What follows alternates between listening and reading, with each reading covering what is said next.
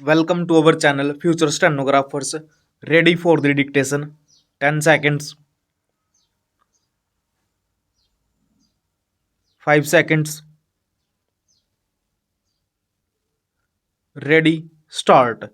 In discussing the demands for grants of the Finance Ministry, we have got to see to what extent the administration of this particular ministry has led to the development of our national wealth and the securing of the welfare which our state claims to have in view. Madam, we must try to analyze very carefully the working of this particular ministry because it is not merely a department of the government, so to say, but it is the nerve center of the administration of the country. I would like first to refer to the role of foreign capital because in determining the manner in which the permission of capital issues has been granted by the particular administration, we should keep in our mind to what extent the interests of our nation have been served. I fully endorse the statement which the previous speaker has made so far as repartition of the investments made by foreigners and of profits are concerned. We have dealt with this topic quite a number of times, and I do not want to reiterate anything apart from only sporting what the honorable member who just now spoke said. I would now like to deal with the investments of foreigners in India. Madam, the government of our country accepted the proposition that in allowing foreign investment, it should come in only in such industry and such form of production wherein our national investors will not come forward and in which technical skill is wanted. There is also one other factor which the industrial policy of our government of 1940 as adumbrated further in 1949 by the Prime Minister laid down. It specifically said that the control and ownership of such concerns should, as far as possible, be in the hands of Indian nationals, and the technical know how of our country should be developed. I would like to emphasize the figures that have been put forward for the last few years.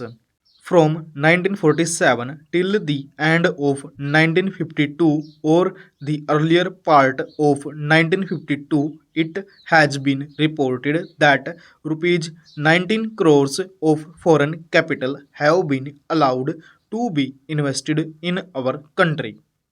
Of that, practically more than rupees 6 crores have been allowed to be invested in managing agency and trading enterprises in our country. So far as the government policy is concerned, we find that a sum of rupees 4 crores has been allowed to be invested this year. We do not know how it is to be used up.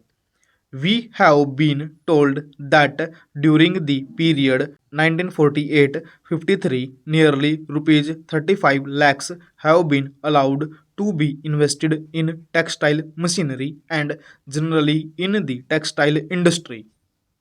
We have seen to what extent cotton and jute have been dominated by the national capital and to what extent they play the role as against the demand for them.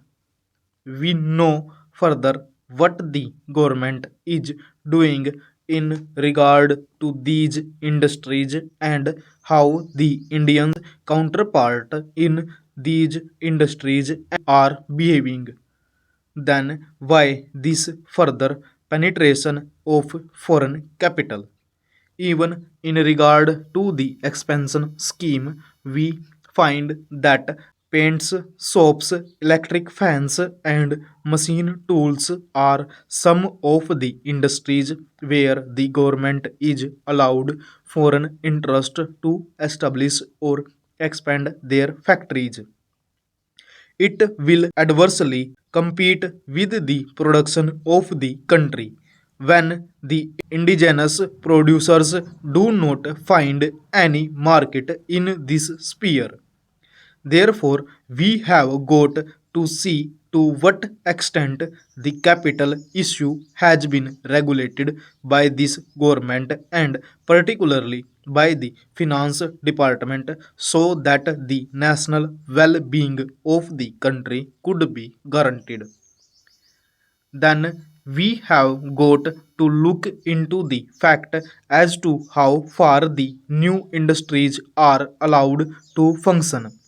So far as the oil refineries are concerned, some of them have been established and some more are going to be established very soon. In the control of the administration, the Indians have no share. There are only preference shareholders and they have no voice in the management. So far as the administrative aspect in this industry is concerned, the most important part of it is the technical know how. They do not guarantee that they will train the Indians. That means they say even after 20 years we will have to face the problem of the know-how in respect of the oil refineries. I do not know why the government are showing softness to foreigners in this matter. Then we have another investment in collaboration with the Indian chemical industries for the manufacture of civil explosives. Here, as far as I have gathered, only 20% is going to be Indian capital. The majority of the shares will remain with the Indian chemical industries. Nobody else has been allowed to make any investment. It would have been better if other companies and private individuals had been given an opportunity to purchase the shares. Full stop.